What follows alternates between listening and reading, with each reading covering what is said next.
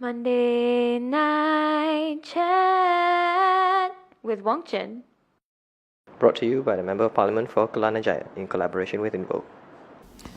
Welcome back to our Monday Night Chat, the very first Monday Night Chat after GE14. We have three segments today. The first segment is on Parliament today, where we talk about what happened in Parliament at the swearing or taking of oath ceremony. Second part, we're going to do our standard Q&A in 120 seconds. And then the last part is Policy Monday, where I'll describe to you what I intend to do in the next 9 months as your Member of Parliament for Subang.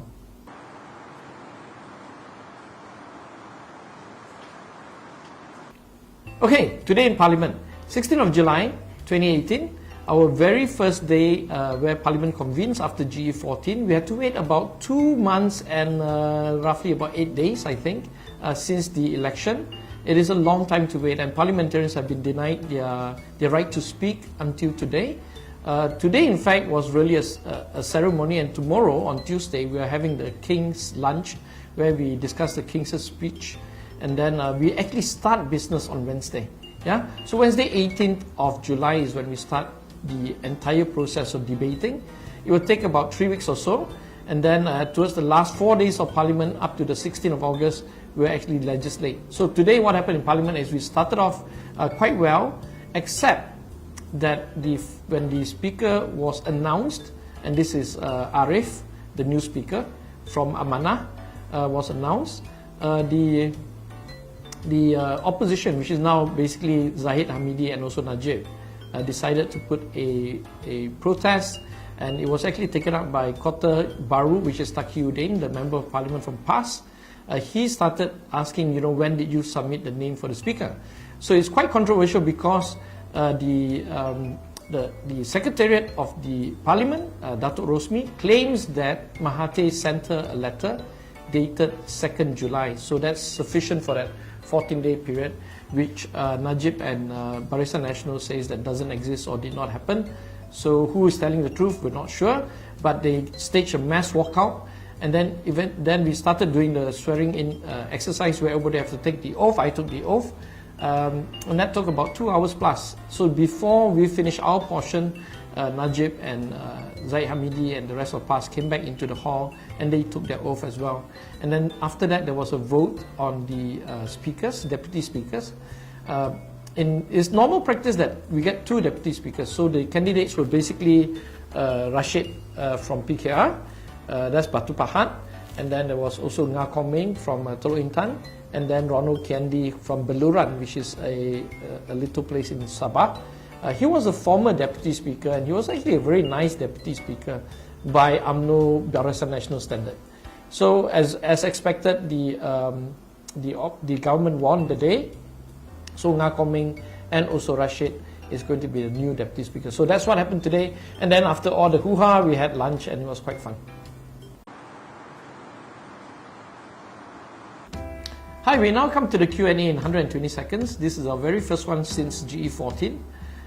There are a lot of controversial issues at the moment. I'll try to give my position, not necessarily the party position or the government of the day position. The very first question, let's start the timer now. Okay, UEC.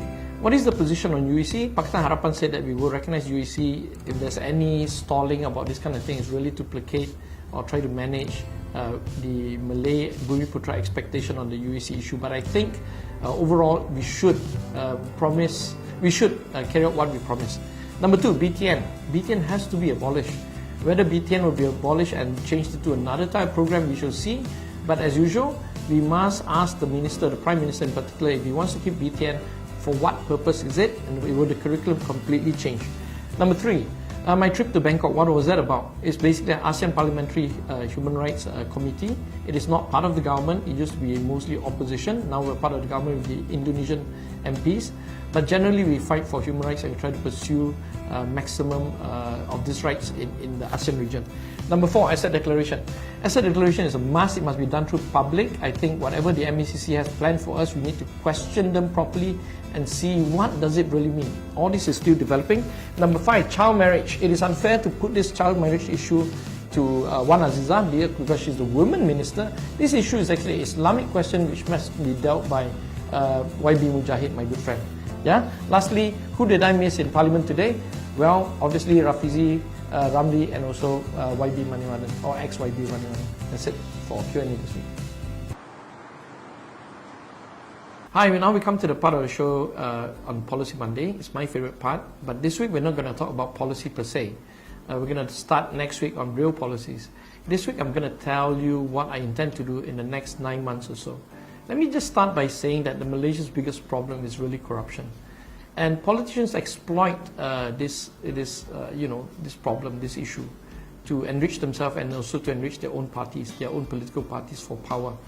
Now, if you don't tackle corruption, politicians will take out the card and try to distract the public. They can take out the race card, the religion card. They can say, I arrested Jolo card, whatever it is that they will do to distract people from the core issue, which is corruption is the most dangerous cancer to Malaysian society. So my promise to the people of Sabah is very clear. This next 9 months or so, I shall do my best to keep the new government of Malaysia in this new Malaysia to be absolutely clean and straight on its reform towards anti-corruption measures. Now, the government has stated that they don't really have money, and it's true, but anti-corruption reforms do not cost a single cent. So let's not be distracted by the fact that we don't have money, that we can't pass laws. Okay? Now, let me give you the basic anti-corruption laws that I want to pursue. First, public declaration of the assets of all members of parliament, including the other side, and also ministers, key ministers and key officials. That is important to ensure that we start from a clean slate. Number two, MACC has to be made completely independent with their own budget, reporting to Parliament, not to the Prime Minister anymore. Number three, the appointments of GLCs, Malaysia has so many GLCs and GLICs, need to be vetted by Parliament itself so that they do not appoint new cronies to replace old cronies. The same also for key public officials like Attorney General, Chief of Police, Chief of the Armed Forces, Auditor General. Those have to also go through some sort of public vetting process by Parliament. And lastly, we have to amend things like the Whistleblower Act, where people can actually go straight to the media or go to Rafizi Ramli and say, look, I have this thing, can you protect me? Can you give me protection to whistleblow on corrupt activities? Number 6 is really to do with freedom of the press. The press has to be free so that they play a crucial role in stopping corruption. So what's the deadline? What's the timeline? We are now sitting in Parliament July 16 until August 16. That is a crucial period where we've got 4 days of legislation, only 4 days of legislation. So I want to see whether the government is going to pursue any of these anti-corruption amendments in this very first sitting. Okay? Now, we're going to have another sitting in October, late October, all the way until middle December. That is the budget period. But they will still allocate, I think, 5 or 6 days for legislation. Again, I will go to Parliament to make sure that in that 5 to 6 days, they at least attempt to amend some anti-corruption measure. Lastly, this is where the 9 months come into play. In March next year, we're going to have another Parliament sitting, and again, we'll probably have 5 to 6 days of legislation, and that's going to be my very last position. The third strike. The first strike is this sitting, second strike is the budget sitting, third strike is the March 2019 sitting. If the new government does not amend any anti-corruption legislation, if they don't pursue this, then I'm afraid that there might not be really any real motive to amend. In which case, my job as a parliamentarian will become much more difficult, and we have to make a strong stand that we are committed to anti-corruption reform. So that's what my plan is for the next 9 months. Stay with us, follow us on Facebook and see what we do. Thank you so much.